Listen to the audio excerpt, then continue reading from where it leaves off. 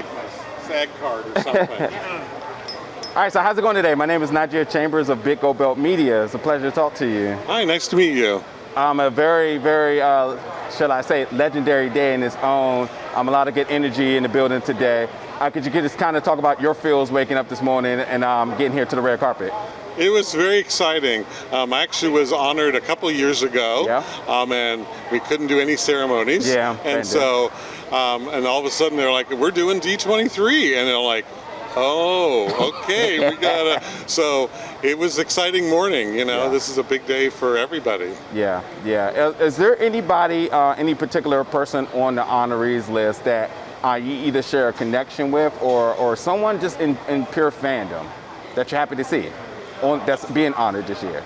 I mean, they're all great. I mean, absolutely. Of course, all the great voice talent and the actors and actresses, I mean, are amazing, and because you share their stories and their films, but the ones that work with the company, you know, Chris Montan and Don Hahn, where, you know, they're like me, where we started way back when, before you were born, and we, you know, worked up our way in the company and really started to generate new content. And so those gentlemen are really exciting to see them be honored. That's right, that's right. Being retired now, you know, one thing about retirement is usually... It's coming your way someday. Well, thank you. I'm glad to hear that. One thing about retirement, they kind of use that moniker of riding off into the sunset, but something about Disney and their employees is that it feels like the magic never leaves. Could you kind of talk about what life has been on the opposite side of things now? It's been great. It's been very relaxing. I had 29 years to make up for, and nights and weekends. So it's been a lot of relaxing and trying to just get the Disney out a little bit of my blood. But you know, it's in. You know, and so I don't know what is. I don't think I want to ride into the sunset. So who knows what's coming up? But I love theme parks and I love Disney, and it's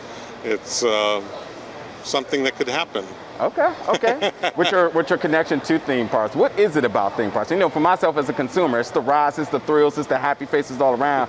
But from you kind of looking at it a little bit different here, what's sort of your excitement about it? I think it goes back to Walt, right? And just taking people to these different places and kind of forgetting your life and your world for a minute and having fun.